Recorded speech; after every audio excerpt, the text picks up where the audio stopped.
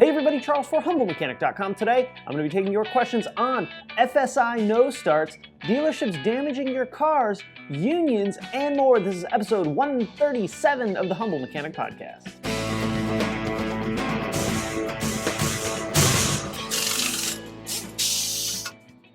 All right, so to get a question on a show like this, email me, Charles at HumbleMechanic.com, and be sure to put question for Charles in the subject.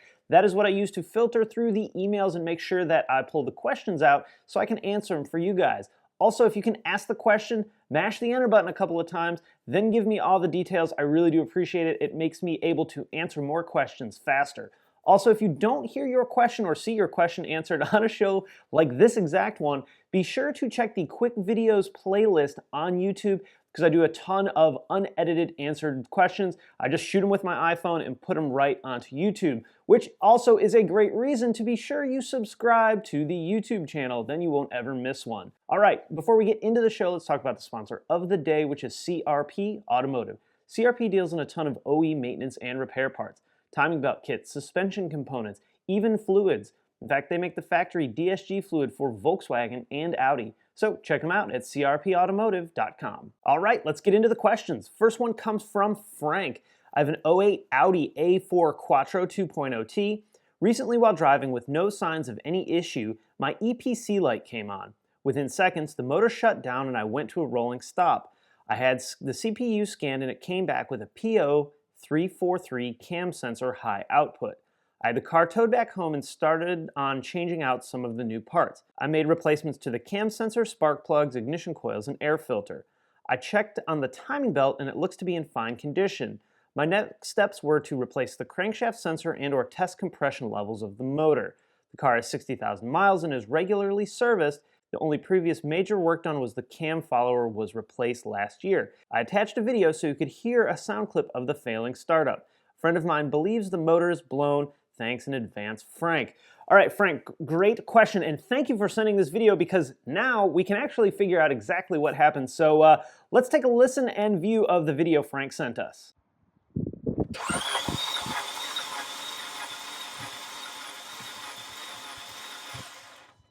All right, so after listening to that, those of you that have a tuned-in ear know exactly what's going on.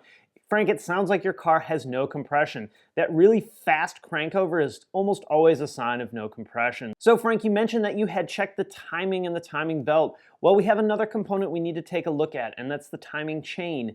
The FSI has both. It has a belt on the front side of the engine and a chain on the back side of the engine. The timing belt connects the crankshaft to the exhaust cam. The chain connects the exhaust cam to the intake cam. And what I've seen a fair amount is the chain or the chain tensioner on the back side will actually break. So you'll have an exhaust cam spinning in time with the crankshaft, but you will not have an intake cam spinning. What we do, or what I do, I should say, at the dealership is I'll have someone crank the car, I'll pull the oil cap off, and almost always you'll see that the intake cam's not turning. What we can do is we can pull the timing cover back and we can watch the timing belt turn and we can watch the exhaust cam turn. And then what we'll do is we'll look through that oil cap, fill cap, and see if the intake cam's turning. If it's not, you can almost guarantee you got a bad timing chain or chain tensioner. The truth of the matter is it doesn't really matter which of the two parts failed because the repair is the same. You probably have bent intake valves.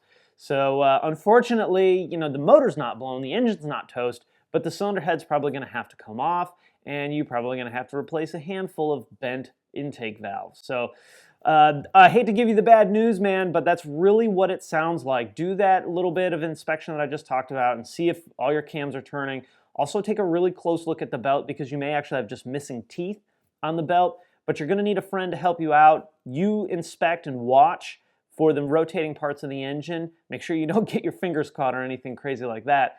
Have your buddy crank the car and see what's not turning. That'll tell you kind of where the problem is, but again, the end result doesn't really matter because the repair is going to be exactly the same. All right, next one comes from Ian. I have two questions. Do you know of any good performance mechanic jobs? My other question is, do you like your job, like getting up every morning to go to work? I like working on cars and might become a mechanic. All right, Ian, great question. So the performance thing, dude, it's everywhere, right? Anything from working on a NASCAR team, F1 team, IndyCar team, to working at a performance shop. If you're a Chevy guy, Go try and find a Chevy performance shop and see if they'll let you sweep floors and clean oil pans for a while you learn, while you take in all this knowledge that they're going to have there. Ford, same thing. Volkswagen, Audi, whatever your thing is, find a performance shop and see if you can basically do like an internship there. Hell, they might even pay you to come in and sweep the floors. And if they don't pay you, then they're going to be paying you with this knowledge, with experience. Make sure that you're upfront with the place and tell them what you want. Say, hey, I want to be a performance technician, a performance mechanic. What can I do to get there? And they're going to either tell you, start sweeping the floor, tell you to screw off, or say, hey, come on in, buddy, we're gonna teach you how to do this job. My guess is they're gonna say, go on and get a broom and sweep the floor, because that's generally where everybody starts. So seek it out, man. They're out there, tons and tons and tons of performance jobs like that. You really do have to be a very, very good technician to excel and succeed in one of those positions. Now, as far as do I like my job, do I like getting up every day and going into work? Of course I do. You know, if I didn't, I wouldn't. I'd find something else to do. Is every day the best frickin' day ever and I'm, just jonesing to get to work? No, of course not. It's a job. There's days where I would much rather stay in bed than get up at 4:30, 5 o'clock in the morning and drudge into the shop. But those days are few and far between compared to how many days where I really am genuinely excited to go to work. Not everybody's like that. Not every technician's like that. Not every person that has a job is like, yeah, let's go to work. Some people hate their job. Some people just punch the clock, and that's fine. There's kind of all the things in the space that you can be, but it's a lot easier to have a job and deal with bad days when you enjoy the job for the most part than it is if you hate the job and then have a bad day on top of it. So it really becomes what you make of it.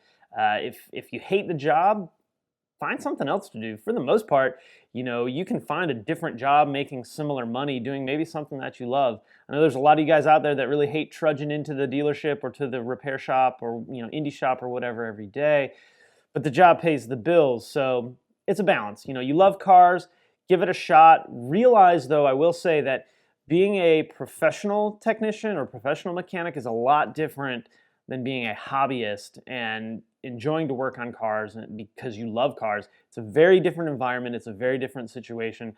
But if you love it, it does make it a lot easier. All right, next one comes from Kata. By the way, thank you for putting how to pronounce your name because I surely would have butchered it. Do you have any tips for consumers to protect their vehicles from damage while the car is in the shop? Unfortunately, my brand new 2016 WRX needed to get its windshield replaced after an unfortunate accident with a rock. While at the shop to receive a new windshield, I saw a technician backing my car into a parking spot.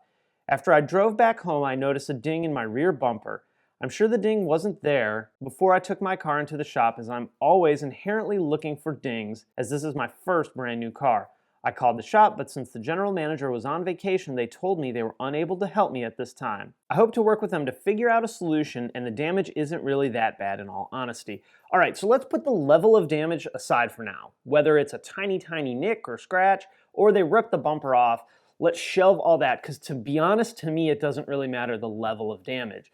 It does in the grand scheme of things, but for this conversation, we don't care about what the level of damage was. What we're concerned about is, did the dealership damage the car, and what do we do? So let's start from before this happens.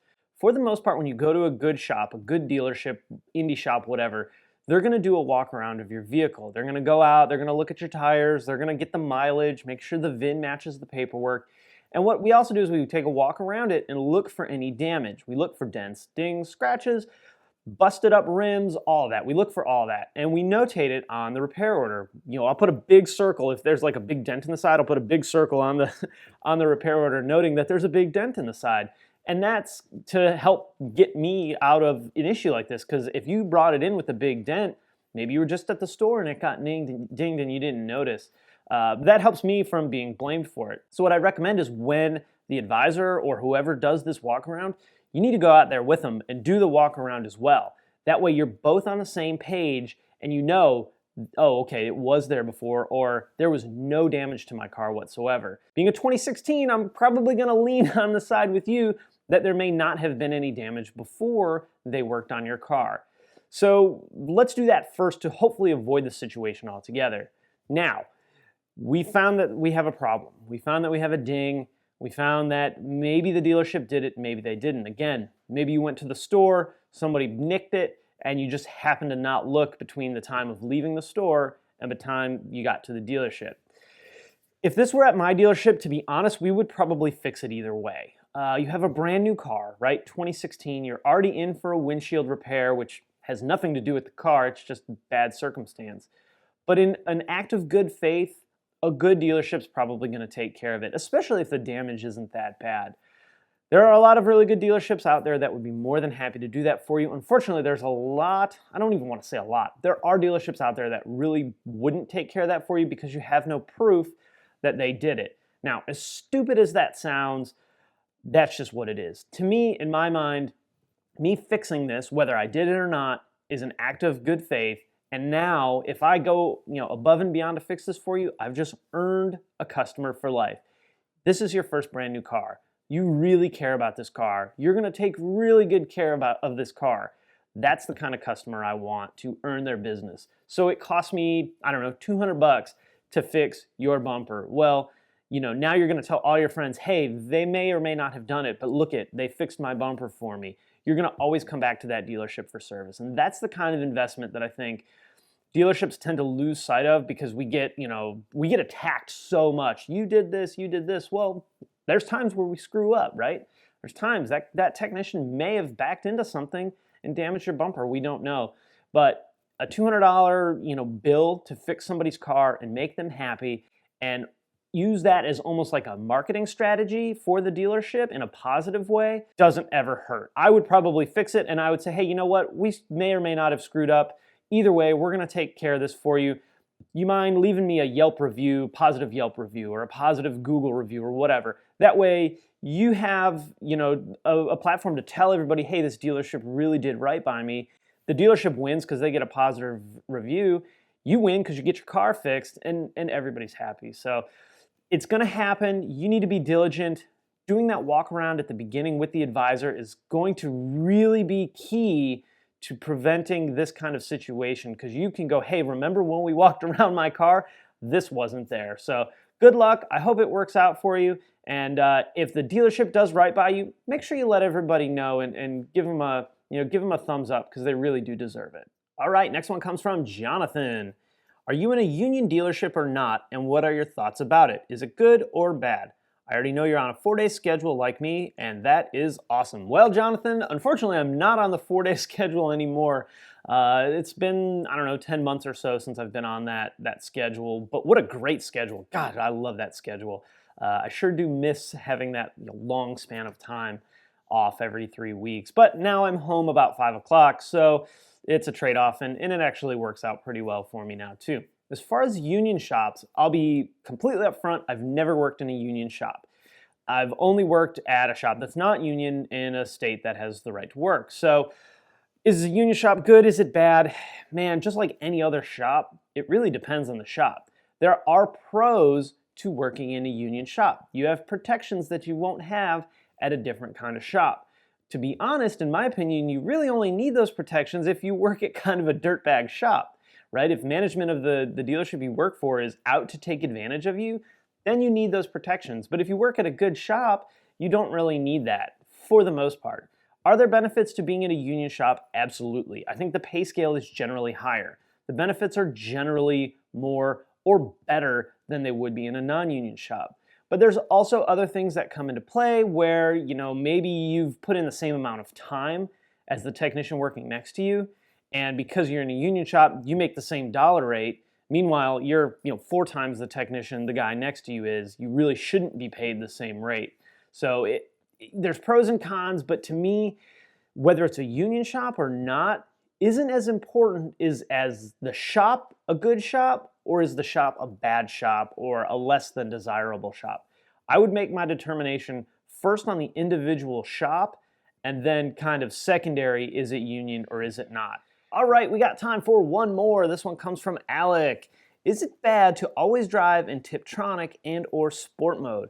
So our automatic transmissions generally have sport mode or TipTronic mode, which is basically where you shift it on your own, either on the shifter or a lot of them have paddle shifts. Well, I don't really think there's any negative, as far as damaging the vehicle to driving it in sport mode or tip mode all the time. These are still computer controlled things, so for the most part, they'll actually make sure you don't do any damage to the vehicle, whether it's the engine or the transmission. Now, the negative side of it is, of course, you're probably going to get pretty crappy fuel economy compared to what you would get if you just put it in drive and rocked on.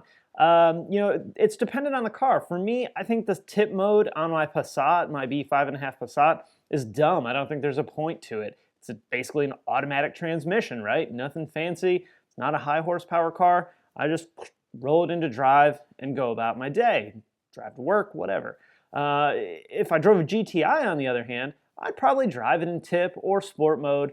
Not all the time, but a fair amount. Whenever I was kind of feeling spirited, I would drop it in S or throw it over in TipTronic and have a good time. Really enjoy the drive.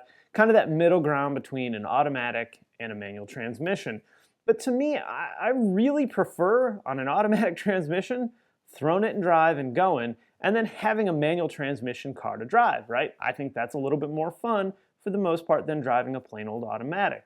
So if you have a tip or have a sport mode, go ahead and use it. It's not going to do any harm, but just remember, you're probably going to be sacrificing fuel economy for that extra thrill of the drive. All right, guys, I'm going to wrap it up there. If you have any questions or comments, post it in the comment section below. Hey, if you like the video, throw it a thumbs up on YouTube. I always appreciate that.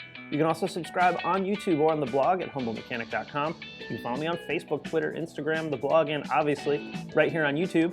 All right, guys, thanks for watching, and I will see you next time. Oh, I owe you guys a huge apology. Apparently, I've really been slacking on the drink of the day, beer of the day type thing. It's early in the morning, so I'm drinking coffee, but I haven't really been drinking much beer. I do these shows after I get off of work, and it's a lot to shoot the show and edit the show and have some beers and also stay awake. So I'll try and reincorporate the beers of the day, at least on the weekend shows that I film and then post throughout the week. So for those of you that are wondering about it, don't worry. I haven't gotten rid of it. I just need to kind of reincorporate it.